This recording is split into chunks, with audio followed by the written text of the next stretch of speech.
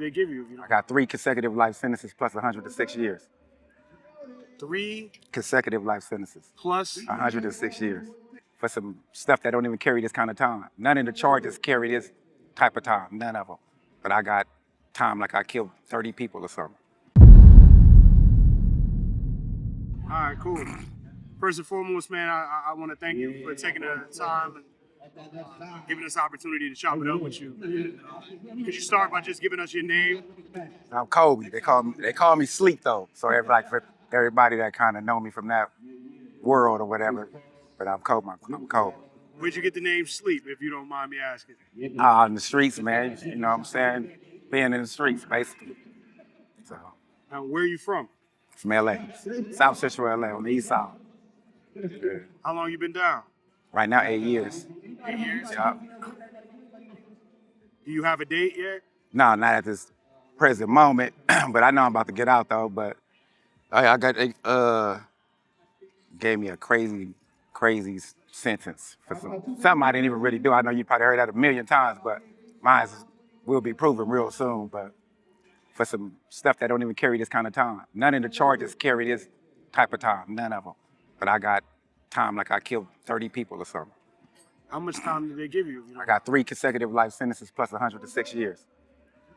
3 consecutive life sentences plus 106 years.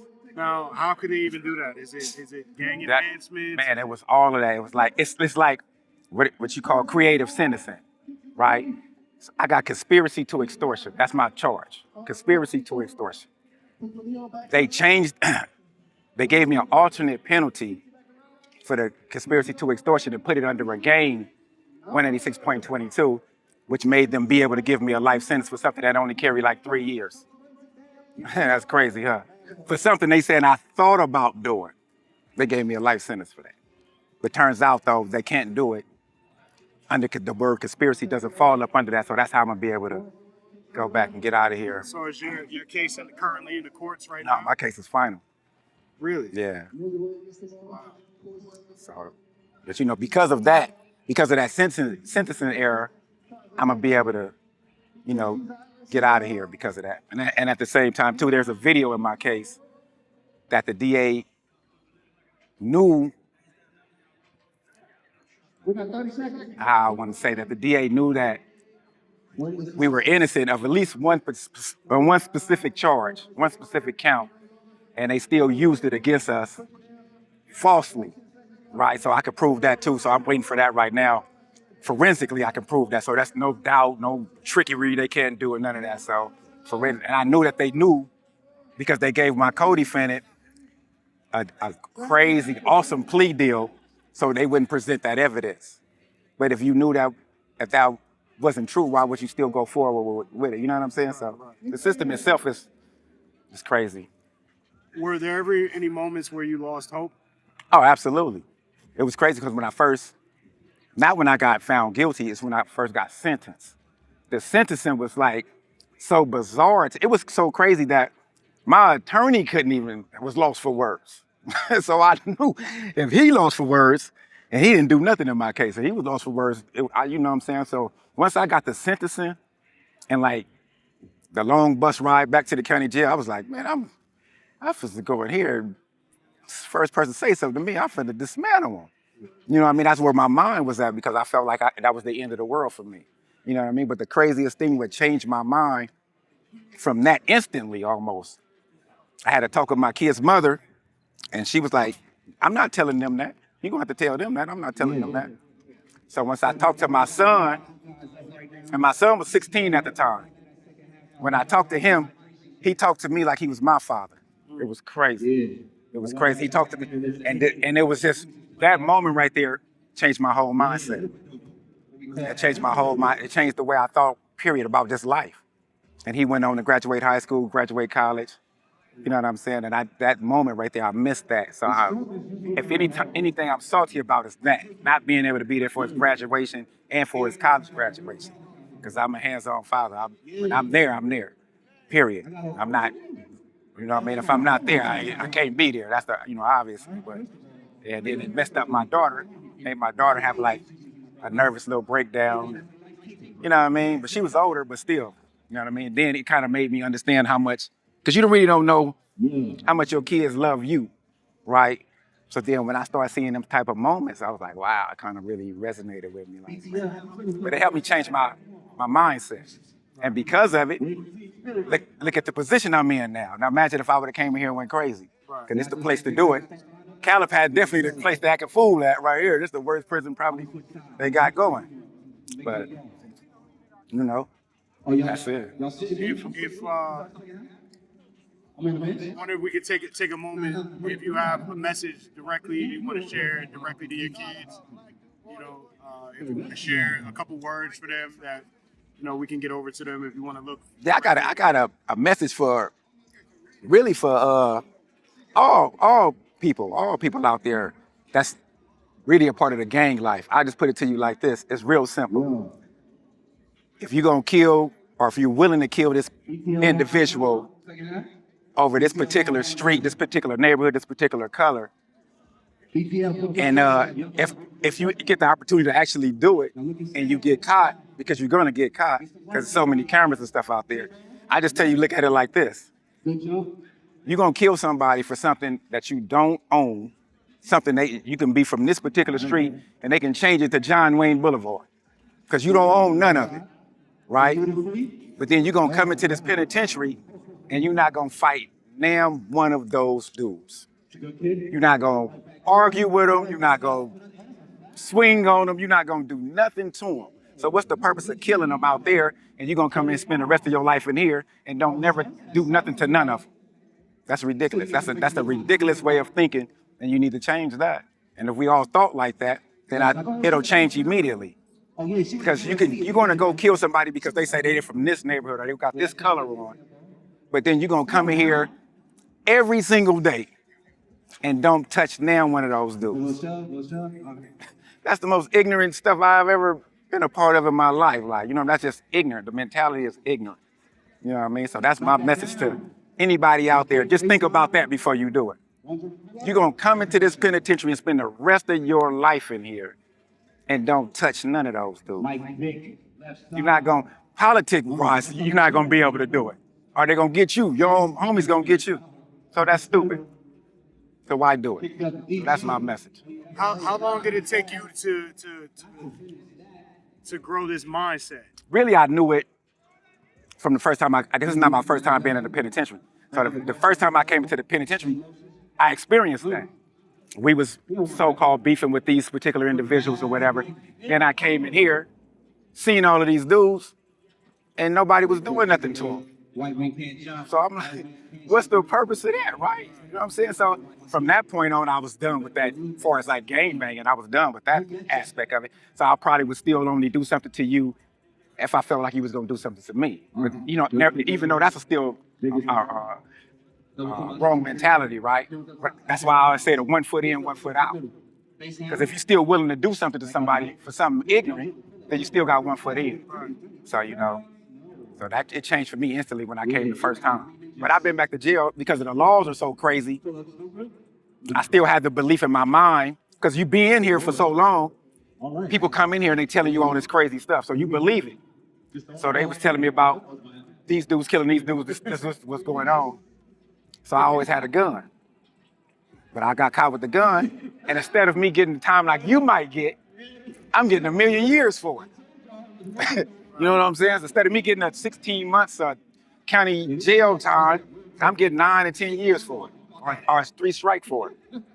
So I want to ask you something as well. We can think back and reflect on your childhood. What's one of your favorite, or what's one of your fondest childhood memories? I can't even really say that because my parents died when I was young. My father died when I was 7 of leukemia. My mother died the following year. She got murdered. So I can't really say I had no. Wow. So there's nothing positive that you can remember about your childhood. Yeah. Nope. That's powerful, bro. I appreciate you sharing. I'm sorry to hear that. That's all right. It's life. You know what I mean? It's life. A lot of people could never fathom. Right. Me at the age of 36, one of my biggest fears is losing my parents. I think about that every day. You know what I'm saying? And I feel like I'm somewhat emotionally stable. I couldn't only imagine being 7 and 8 years old and dealing with that, man. So, you feel like that played a major part Absolutely. in the road that Absolutely. And even the courts even knew that, right? Even the courts even know, because I got older sister siblings, and they explained that, to them, even in a detailed way where I wouldn't have been able to explain it. And at the same time, too, at that time, I didn't have no therapy. You know what I'm saying? I didn't go through no therapy. A child like that should ask that. I was having what you call, I was outlashing or out, however, you know what I'm saying? Having outbursts basically in school, you know what I mean? Or didn't want to sit there, didn't want to listen to nobody because I felt like could nobody tell me nothing. I don't have no parents. So I'm not listening to nobody. That's how I felt. You know what I mean? So that contributed to how I, my behavior basically. You know what I'm saying? From that point, I didn't care. But at the same time, too, something in me knew that I had to learn something. I had to be smart, some kind of way. So I always was intellectual. Always. I always knew all the work. I could spell. I was in the spelling bees, all that. I did all that. Math right now. I'm in the college, all that stuff right now. So I knew that you had to have some sort of intelligence, you know what I mean? But I didn't know for what reason, you know what I mean? Because I didn't have nobody to really install nothing in me. You know, I'm gonna wrap it up soon, but one of the things that is very apparent just looking at you is that you have discipline. Absolutely. You don't attain a physique like that if you don't have discipline. So is that something that you could speak on? Like, how does working out, like, does it help your mental health? Oh, absolutely. It's therapeutic, right? So if you look right now online, everybody's doing all of this, working out type of thing for their mental wellness. And for me, I was doing it before I even understood it. But I did used to tell people that I have to go out here and work out. So if you strain right, and this is just my take on it, if you straining to get this one last rep in, it's taking all of that strength out of you or all of that other nonsense out of you just to get this rep, so you're not thinking about that. So you exerting all this energy, you don't have time for nothing else. So now even if I wanted to go do something, I had to take a break, right? So in between taking that break, I didn't calm down. Right. You see what I'm saying? Because if most people tell you, if you call 911 right now, first thing they're going to tell you is what? Calm down, take a deep breath. Because, when you relax, doing that, when you're working out, you're taking deep breaths because you got to go over here and get your breath back for the next set. So in that process, you know what I mean, you're relaxing, but you don't even know it. You know what? I never thought about it from that perspective. Right. I appreciate you sharing. Right. That's some knowledge, some game. Right. I need to get my back to the gym. Paying all this money for this Right, for sure, man. Hey, man, that's nothing, bro. It's all up here. It's all in the mind, man. Everything's in the mind. Absolutely. I will share this last thing, though. I mean, that for most people out there, I'm not a religious person, but I'm spiritual. And if you look at any religion, the guru or God or whatever you want to call it, always had to go to the darkness before they got to the light. And I say that in this way. You have to close your eyes, which is the darkness, in order for you to be enlightened into the light. So if you meditate, that's what I do, I meditate. You have to go through the darkness. Jesus meditated. That's when he said he went on the mountaintop, talked to the Father. What he was doing, he was meditating. Everybody meditate because that's how you got to get to the light. And it's just simple. You don't have to do nothing else. Just close your eyes. Sit still for a little while. Same thing as taking that deep breath. So, I love that, bro. Right. I love that. And you got a message to the women out there. Oh, yeah, for everybody. And it's for men, too, though. Everybody out here changing their bodies and feeling like they need to look like a certain type of way, but you go in here getting physically enhanced and all that. God didn't make especially if you believe in God, God didn't make no mistake on you. God didn't make no mistake on nobody, if that's the case, you know what I'm saying? If I got my crooked teeth, my gap in my teeth, I'm not changing that. I might get them whitened, you know what I'm saying? But I'm not changing that. That's how I'm supposed to look, because I'm supposed to be different from you. How else would I even know you in a crowd of people? I can't spot out my girl if she looking like everybody else out here. That's how. And then you spending all this money. You got to understand something's wrong with you mentally, and you need to correct that. That's not your body. That's because your body is nothing. But yeah, man. Nah, absolutely. And then another game, you said like you don't really get visitation from right. members or... No, like family members. I appreciate you guys for coming here, because you have to look at it like this. If whatever drove you to come in here, to being in here, if you was from somebody else got you in here and you stayed with it, So it captured you in some sort of kind of way. When most people, family members won't even come in here to see them or take the time out to see them or even take the call. They just so happen they make calls, you don't have to pay for the calls no more. They don't even answer them. You see what I'm saying? So we need people like y'all, the outside people, because every human being needs some sort of affection at some point. And it's not no physical affection, but somebody to talk to just for 20, 30 minutes is enough sometimes to last another 10 years. You know what I'm saying? 'Cause you might not see nobody for another 10 years. So this might last me another 10 years. I'm not saying I'm gonna be in here with other people, because I'm for sure not gonna be in here. But yeah, man. So we appreciate that part of it, you know what I mean? And all the pictures and all that stuff, that's extra. Just sitting out here, just talking to you right here, just having a conversation where I don't feel pressured or, you know what I'm saying, or nobody's pressing me to do this or this and that, just regular. Bugs eat me up. Yeah, I mean, At the same too, time. man. I know we gotta let them know the bugs. Right. Up. Bugs is eating you up. Ain't got no itch from nothing. No, right. I don't have no spray. Yeah. Yeah, for the show, bro. Man, these spiders, they don't play. It's crazy. No matter how much you lift, no matter how much you bench press, a bug, It's gonna tear you up. gonna tear your And ass you gotta think up. about it. Have you ever watched a bug run across the ground? Yeah. They flying across the ground. So we was having this talk, like how fast could that thing, it's gotta be superhuman, right? Yeah. If it's flying across, you can't catch it, and we can run like, man. That's, I wish we could run like that. Imagine if we could run like that. Nah, that's real. But yeah, though. Yo, what would you say to people on the outside who might question why groups like this come in or why people are paying attention to men or women behind bars, people who have committed crimes? There's a lot of people who... Most people will probably refer to, or if they had something to say negative, would probably go back and say that you had a family member that's real close to you, so that's your reasoning for doing it. And that's not necessarily true, right? You might know of people that have done it, that might have kind of got you started, but what about the other people that you brought along? You know what I mean? So you see it's this humanity, that's all it is.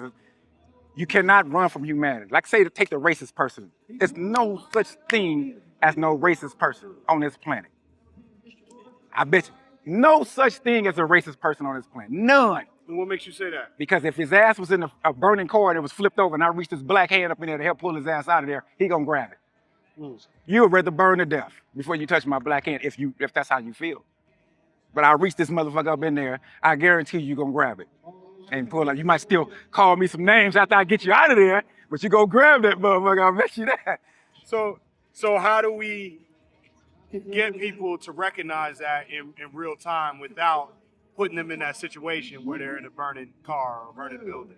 Really, you gotta understand we don't have the ability to change everybody. So you just have to do what you know you're supposed to do. As long as you're doing what you're supposed to do, then that's all you can do, because that's your purpose, right? You know what I mean? You can't go out here trying to change the world by trying to talk to every single person. You do what you have to do for yourself, and if you getting on the camera and all that, that's your thing, then whoever taps in and see it and it resonate with them, they're gonna tap back in. People will see it, pass it by like we do right now. You scroll through something, see it, keep it pushing.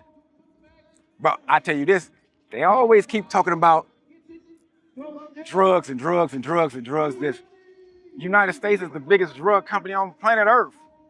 I never even heard of fentanyl until I seen a commercial for it. Never heard of it. But now you talking about it come from Mexico or all this, oh man. And then y'all want to get the low level people. But what about the drug companies? Then they've been passing this out for 20, 30 years. And then y'all slap them on the wrist with it. They give them a $370-something million lawsuit talking about they settled it. You've been clocking dough in the corner for 20 years. Right. Come on, bro, that's crap. You know what I'm saying? That type of stuff we got to pay attention to. You get all these commercials targeting older people, and then they tell you how the drug's supposed to fix this, fix that, but then it's killing your kidneys. We got to stop getting into all that. The body fixes itself. Thank God I was born allergic to everything. I'm allergic to everything. I'm allergic to barbecue chips. I ain't playing shoot. I eat barbecue chips, I swell up, but. Yeah, I wish that was the case for me. Right. I swell up too. Right. Yeah, the wrong way. I can't ice but this that's fat that mind when you get up in there and you're on that weight, you get them weights in. Right. You don't even have to do weights, bro. You can just run laps, on a treadmill or something. That gets you started. And once you get it's like a habit. Once you form a good habit, you form a good habit, man, you're gonna stick to it. You know what I mean? How many times a week do you work out? 5, What are your off days? Saturday and Sunday, Okay. 5 times a week, and I've been doing it. I've been working out seriously since '89. Like I'll take off times and this and that. I'd have been injured or whatever, where I had to take off like a year or something like that, or I don't work out as hard.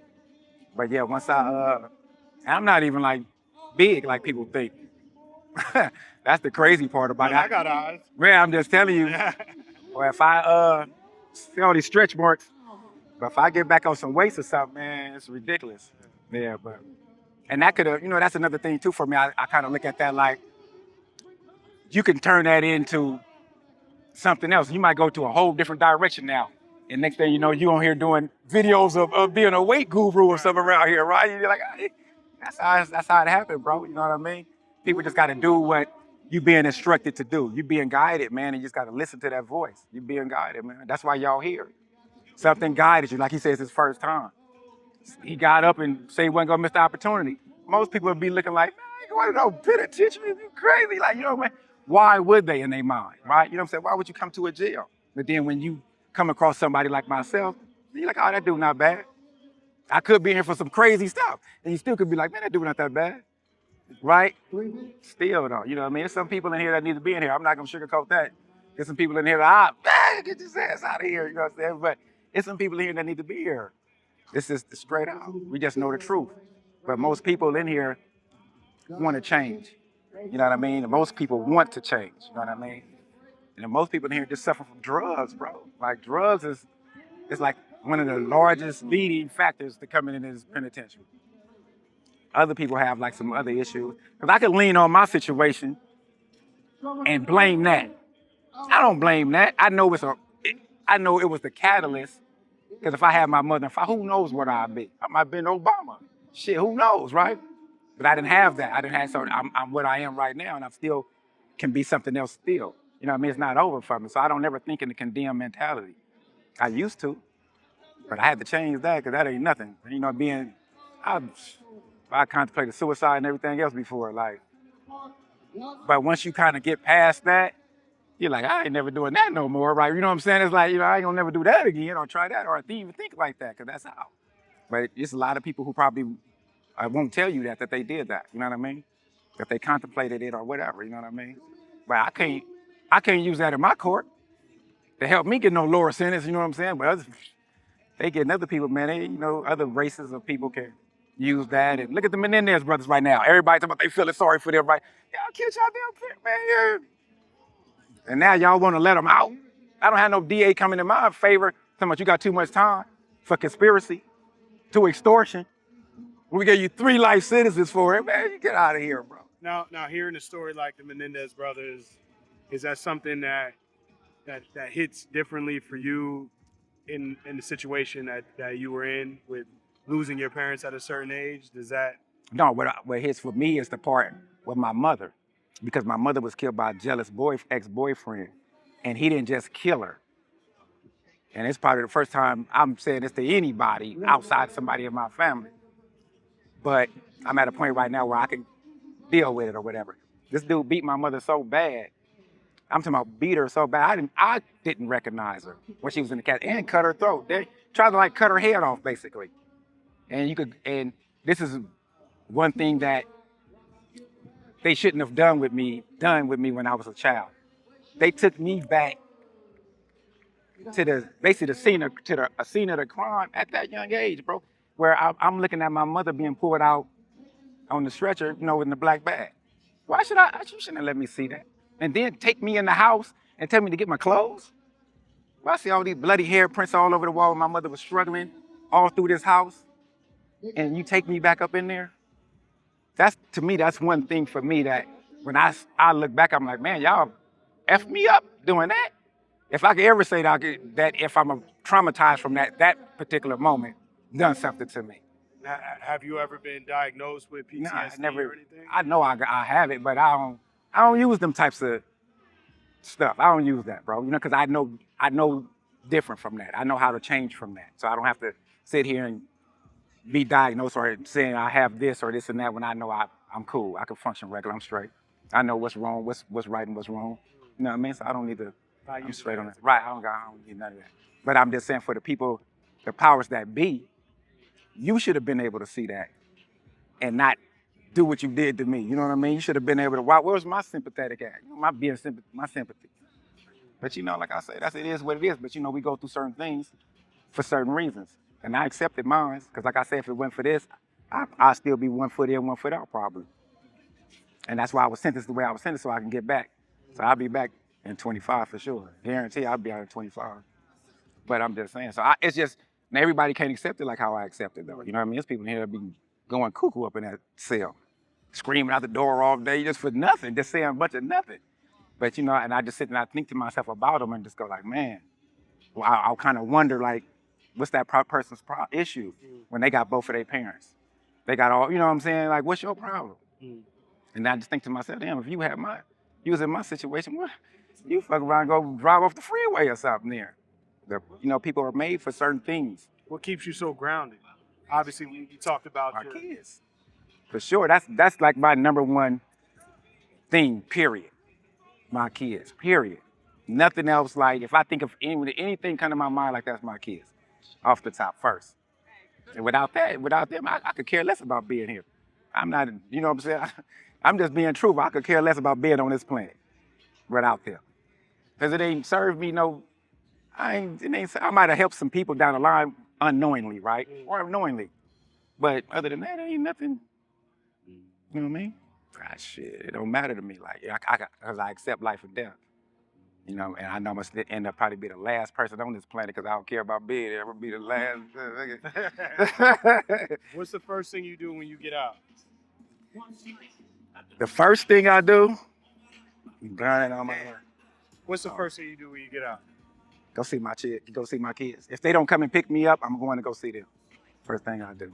Any other closing thoughts? That's it, man. You know, man, I just could say, you know, I got to still pronounce my name. I really didn't do it, bro. Like, I really have to say that. Like, and it's like everybody say that. If you talk to people, and everybody's not innocent or 100% innocent, but if you use fictitious ways to find me guilty, then how are you not negligent? You know what I'm saying? So the system itself needs to be looked at in a whole, in its entirety. And we need to have people go in and sit in people's courtrooms to ensure that it's fair. So we can get some types of groups like that to go, not just high profile trials, but in these so-called gang trials and all this other stuff, and sit through these people's trial and make sure that the DA and the court itself is being fair. And if you get found guilty, you get found guilty. Because if you probably did it, 9 times out of 10, right? So, but we still need a fair trial with it.